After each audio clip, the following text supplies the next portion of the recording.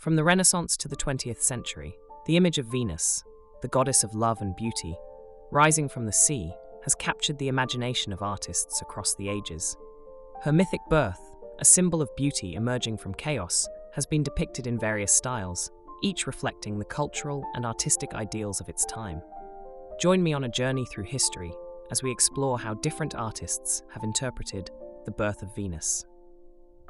In 1486, the Italian master Sandro Botticelli painted what would become the most iconic depiction of this mythic event, the birth of Venus. In this masterpiece, Venus is shown standing on a giant shell, her long golden hair flowing, modestly covering her nudity. The scene is both ethereal and idealized, capturing the Renaissance's fascination with classical mythology and humanistic ideals. Botticelli's Venus is serene, otherworldly, embodying the perfect beauty that the Renaissance so revered. As we move into the 17th century, the Baroque era brings a new interpretation with Nicolas Poussin's The Birth of Venus. Created between 1635 and 1636, Poussin's version is more dynamic, emphasizing movement and the dramatic interplay of light and shadow. The composition is rich with mythological symbolism, and Venus is surrounded by a lively scene of nymphs, tritons, and cherubs, illustrating the Baroque love for drama and exuberance. In the mid-18th century, the Rococo period gave birth to François Boucher's Birth of Venus. Painted in 1740, Boucher's Venus is coquettish, emerging from the sea in a swirl of pastel colors and playful putti. The soft curves and the intimate, sensual atmosphere reflect the Rococo's taste for lightness, elegance, and charm. Boucher revisited the theme in The Birth and Triumph of Venus in 1743, where he further indulges in the opulence and decorative elements that defined his era, presenting Venus in a triumphant pose, celebrating beauty and love with a luxurious and ornate approach. The 19th century, with its romantic and academic movements, saw a revival of mythological themes. William-Adolphe Bouguereau's Birth of Venus, completed in 1879, epitomizes the academic style of the period. Bouguereau's Venus is a study in idealized beauty, her form meticulously rendered with smooth, polished brushstrokes. She stands on a shell, much like Botticelli's Venus, but in a more voluptuous, realistic manner. The composition is lush, filled with adoring figures, and exudes a sense of grace and serenity. Another significant 19th century interpretation comes from Alexandre Cabanel, whose Birth of Venus, 1863, presents the goddess reclining on the waves, her body languid and sensual.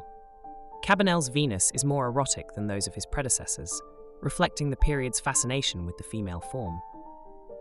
The painting was immensely popular, celebrated for its delicate beauty and technical perfection.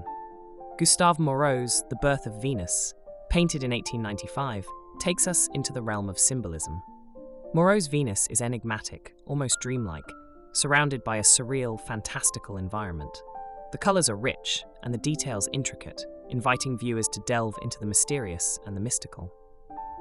Moving into the 20th century, the Belgian surrealist Paul Delvaux reimagines the myth in his 1948 Birth of Venus. Delvaux's Venus is not the idealized beauty of the past, but rather a haunting, almost ghostly figure. Set in a barren, otherworldly landscape, she is an exploration of the subconscious, reflecting the surrealist fascination with dreams and the irrational. In Russia, Konstantin Makovsky's Venus Birth, 1905, presents a lavish interpretation, full of opulent colors and rich textures, characteristic of the Russian academic tradition. His Venus is a figure of earthly beauty, radiant and vibrant, standing against a backdrop of detailed, almost photographic realism. Meanwhile, in America, Joseph Stella's 1926 The Birth of Venus brings the myth into the modern era. Stella, known for his vibrant, dynamic compositions, infuses the scene with a sense of energy and abstraction, reflecting the modernist tendencies of the time. His Venus is almost abstract, a figure in motion, symbolizing the eternal nature of beauty through a contemporary lens. In the early 20th century, Jean-Léon Gérôme's The Birth of Venus, 1890, offers a more subdued, academic approach, focusing on classical form and composition, while Pasquale Cellomi's The Birth of Venus, 1900, is a delicate, almost sentimental rendition, capturing the goddess with soft, pastel colors and a gentle atmosphere. Adolf Hieronyme Herschel's The Birth of Venus, 1888, is a dramatic, almost theatrical piece, full of movement and energy, contrasting the calmness often associated with the subject. Hieronyme Herschel infuses his Venus with a sense of vitality and power, a testament to the evolving artistic styles of the late 19th century.